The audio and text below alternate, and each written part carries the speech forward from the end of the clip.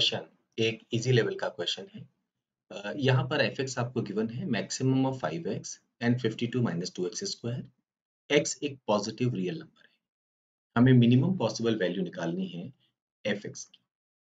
Normally इस तरह के क्वेश्चंस में यहाँ पर मैक्सिमम लिखा जाता है और आपसे मिनिमम वैल्यू पूछी जाती है। दो तरीके हो सकते हैं, एक तो आप इसको प्लॉट करें और फिर उसके बाद आप जज करें कि कहाँ पर आपका मिनिमम वैल्यू आएगा fx का, या फिर काम करें इन दोनों को इक्वल कर दें। जैसे ही हम इन दोनों को इक्वल करेंगे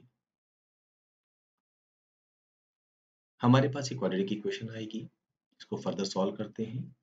2x square plus 5x minus 52 is equal to 0। इसके दो हम टुकड़े कर सकते हैं। 2x square plus 13x minus 8x minus 52 is equal to 0। यहाँ पर x कॉमन ले लें तो अंदर बचेगा 2x प्लस 13। यहाँ पर माइनस 4 कॉमन ले लें तो बचेगा 2x प्लस 13।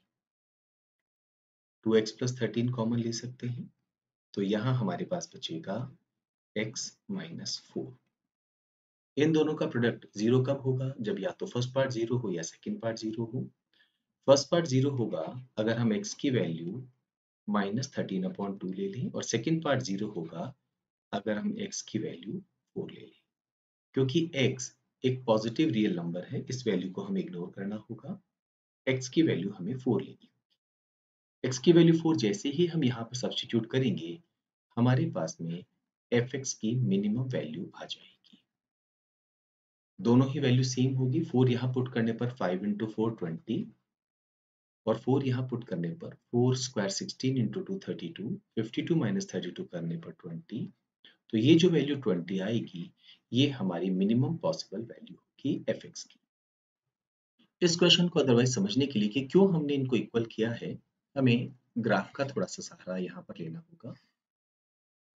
से ये है x और ये रिप्रेजेंट कर रहा है fx को, लेकिन fx इन दोनों पर डिपेंडेंट है। इन दोनों में से जो बड़ी वैल्यू होगी वो हमारा fx होगा। x एक पॉजिटिव रियल नंबर है, दैट मीन्स अगर हम x की वैल्यू लेटे से 1 पुट करते हैं तो हमारा जो ये 5x है इसकी वैल्यू हो जाएगी 5। So we can say 2 3 4 5। यहाँ पर ये हमारी वैल्यू आ गई। ओके, जीरो पुट करने पर जीरो हो जाएगा, बट क्योंकि हमने x को एक पॉजिटिव रियल नंबर लिया है, हम यहाँ पर इसे कनेक्ट ना करें तो ये हमारा एक तरह से 5x का कर्व हो गया। ऐसे ही अगर हम इस वाले कर्व को प्लॉट करना चाहें, x की वैल्यू 1 पुट करने पर ये हो जाएगा 50, तो 1 पुट करने पर मे बी यहाँ पर ये 50 कोई वैल्यू आएगी। 2 पुट कर दें तो 2 का स्क्वायर 4 इंटू 2 8, ये 44 हो जाएगा। 3 पुट कर दें तो ये 9 इंटू 2 18, ये 34 हो जाएगा।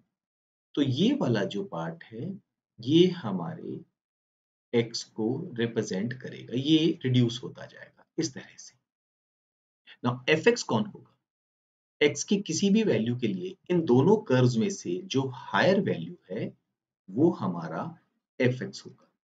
जैसे अगर मैं x की ये वाली वैल्यू लेता हूं तो ये वाला fx की हायर वैल्यू को रिप्रेजेंट करेगा, यानी fx इसको हम लेंगे इन दोनों में 5x और 52 माइनस 2x स्क्वायर में ये वाली वैल्यू हायर है। यहाँ पर अगर हम x की वैल्यू लेते हैं तो ये वाली वैल्यू होगी। एंड सो इस पॉइंट पर क्या होगा, यहाँ पर जो भी हम x की वैल्यू लेंगे उस पर ये दोनों ही कर्व्स सेम वैल्यू देंगे। इस पॉइंट के बियॉन्ड अगर हम x लेते हैं तो अब ये fx को रिप्रेजेंट करेगा, क्योंकि ये इन दोनों में हायर वैल्यू है। दैट मीन्स अगर हम fx की बात करते हैं तो ये कर्व कुछ ऐसा, ये हमारा fx का कर्व होगा। fx की मिनिमम वैल्यू पूछी गई है, ये fx की मिनिमम वैल्यू आ रही है जो हमें कंडीशन दी गई है उसके हिसाब से। और मिनिमम वैल्यू कहाँ आ रही है? जहां दोनों कर्व्स एक दूसरे को कट कर रहे हैं, यानी दोनों ही कर्व्स की fx की वैल्यू इक्वल आ रही है। तो हम क्या करेंगे इस तरह के क्वेश्चन में? अगेन सबसे पहले हम इन दोनों को इक्वल करेंगे क्योंकि इन दोनों की वैल्यू इक्वल आ रही है। उससे हम x की वैल्यू निकालेंगे तो x इक्वल टू 4 पुट करने पर ये दोनों कर्व की वैल्यू इक्वल होगी, और जब इस 4 को हम सब्स्टिट्यूट करेंगे तो जो वैल्यू आएगी वही हमारे इस क्वेश्चन का आंसर होगा। एक स्टैंडर्ड क्वेश्चन है और पास्ट में कई बार इस तरह के क्वेश्चंस हमसे पूछे गए हैं। अप्रोच मालूम हो तो आपको बार-बार कर्व प्लॉट करने की ज़रूरत नहीं।